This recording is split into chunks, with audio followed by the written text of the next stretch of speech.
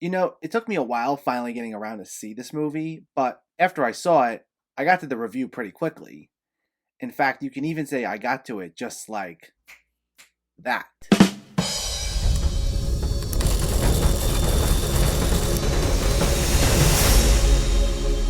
What's going on, everyone? Welcome back to my channel and a brand new review series. With the upcoming release of The Addams Family 2, I'm first going to talk about all the other Addams Family movies, both the animated and live action films, most of which I've never actually seen before. And once I do review them, along with the newest film, I'll cap it off with a ranking video. So first, we're talking about the 1991 live-action movie, The Addams Family. So before we begin, let me know in the comments what your thoughts on The Addams Family were, if you already saw it or if you were planning on seeing it, and make sure to hit that thumbs up button if you like these reviews, as it helps me out immensely by getting my channel out there. And if you're new here, I hope you consider hitting that subscribe button so you can stay up to date with more movie-related content on a near-daily basis. But let's jump right into it, and let's talk about The Addams Family. This stars Christopher Lloyd as Gordon Craven, a man claiming to be Fester, the missing brother of Gomez Addams, played by Raul Julia, who arrives at the Addams home. With the help of lawyer Tully Alford, played by Dan Hedaya, Fester manages to get the Addams clan evicted from their home, and Gomez realizes the two men are conspiring to swindle the Addams fortune and that he must challenge Fester. So before we go any further, as I do with most of my reviews for older films, I am going to get into some spoiler territory with this, especially as I do want to mention the ending of it. So if you haven't seen The Addams Family and wish to know absolutely nothing, this is your spoiler warning. Go watch the movie, then come back to this. But anyway, here we go. This is the directorial debut of Barry Sonnenfeld, and it's written by Carolyn Thompson and Larry Wilson, who each had screenwriting credits for Tim Burton's earlier work, with Thompson having written Edward Scissorhands, while Wilson has story credit for Beetlejuice. And it's worth noting that this was originally developed with Burton in mind as a director, though he had to pass due to filming Batman Returns, which is kind of a shame, as this would have been right up his alley for its dark aesthetic and its sense of humor. And honestly, from the look of the production values and set designs, it seemed like this was something that was almost tailor-made for Burton. And I can see if no one knew any better,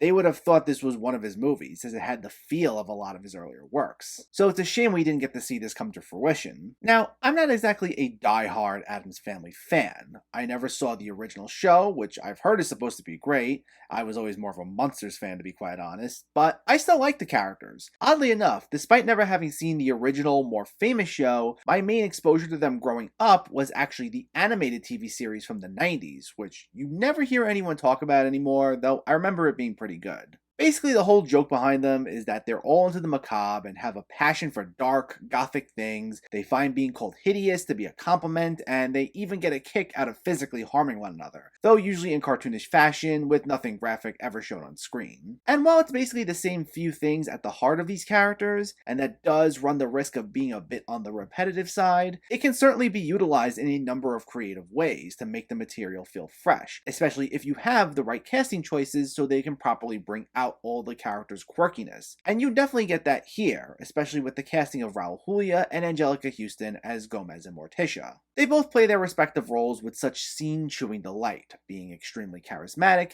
and giving such an over-the-top delivery, especially Julia, who denounced everything with such an overly dramatic inflection, and it caused me to keep giggling every time he said something just for the way he said it. Now, having jokes centered around a specific delivery is one of those things that runs the risk of being annoying if done with the wrong actor, but Julia nailed it every time, and he provided many of the biggest laughs for me, while Houston was a lot of fun as well. And this film would be filled with a lot of amusing little bits, filled with one-liners and wordplay, along with a few sight gags thrown in there, usually whenever Wednesday and Pugsley, played by Christina Ricci and Jimmy Workman, are seen playing, as well as whenever there's a focus on more eccentric family members like Cousin It and Thing. And the chemistry among the whole family is something noteworthy as well, as they all played off one another wonderfully. In particular, Julia and Houston gelled together exceptionally well, though there were also some solid moments between the parents and children, especially thanks to Christina Ricci's deadpan delivery, and even Dan Hedaya and Dana Ivey as the lawyer and his wife are amusing enough as well for what they were given to do. And I'd say all the interactions among most of the characters was fun enough, and it allowed me to have a good enough time with the film as a whole. Though with that comes my criticisms, as while I enjoyed the film,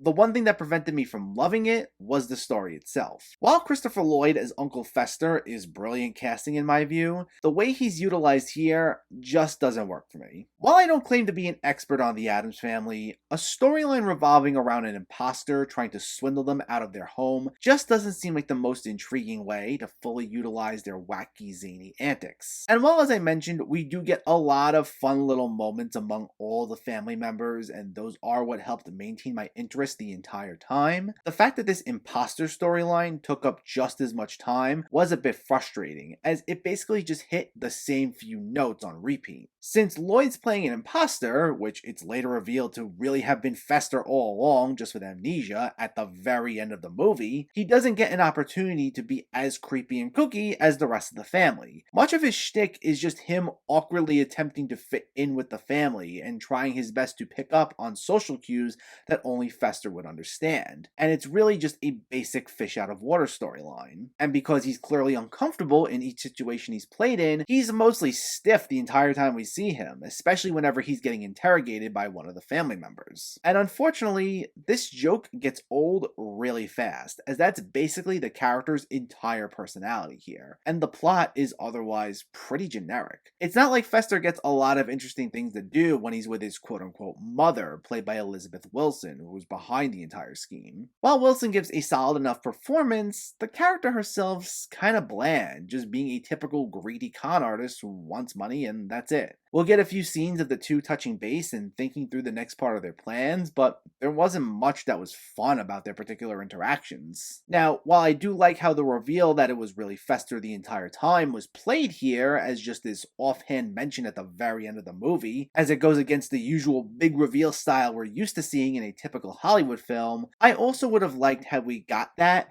maybe a little earlier on, as it would have been nice to see Lloyd as the actual Fester. Because unless you're already familiar with the character from some other iteration, we never actually get a feel for how Fester's really like, other than what other family members say about him. And as someone who does know the basics of the Addams Family, I do know that Fester is arguably the most eccentric of the entire family, or he's at the very least close to it. And having Christopher Lloyd, who's absolutely brilliant at playing eccentric characters, have to be forced into this imposter storyline that limits his abilities was disappointing. While he does fine enough with the fish out of water scenarios where he's trying to awkwardly fit in with everyone, I know that's nowhere near what he's capable of, and it would have been nice to see more of the madcap Lloyd on display, especially as it would have given this film a lot more of a bite. And such a late reveal also leads to my other big issue. I'd say that even at 100 minutes, the movie can feel a tad long, because of how much the fake Fester stuff is repeated, with the same few types of interactions played over and over again, all the way to the very last minute. It causes you to start feeling that runtime. You're looking for something different, and unfortunately,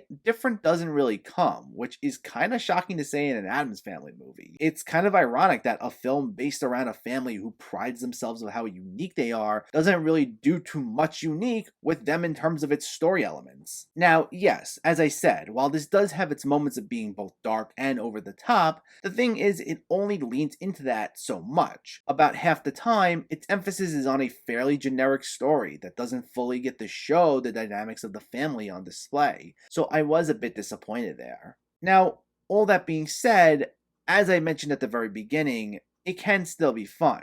It's just that the funds had in the individual moments among all the family members. The funds had from Raul Julia's over-the-top delivery, or Christina Ricci's deadpan delivery. The funds had from all the sight gags and one-liners that we constantly get throughout the film. And even if not all of them are laugh-out-loud hilarious, because we get so many of those moments at a consistent enough pace, I still found myself entertained for the most part. And it was just enough for me to make up for the film's faults.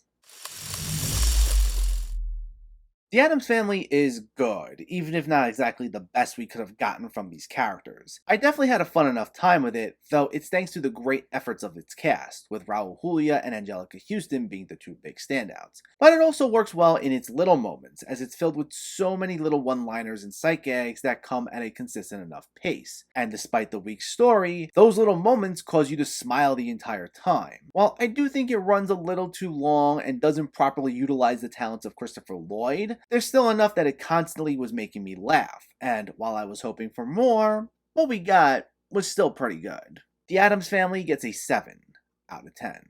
So stay tuned, as up next in this series will be my review of the sequel, Addams Family Values. But in the meantime, let me know, did you see The Addams Family, or are you planning to see it, and what were your thoughts? Did you like the original show growing up? Do you have a favorite version of these characters? Let me know in the comments below so we can discuss. Also, if you enjoyed this video, please like it and share it, and for more movie reviews and film discussion, please make sure to hit that subscribe button to stay updated. Thanks for watching everyone, and keep having fun with film.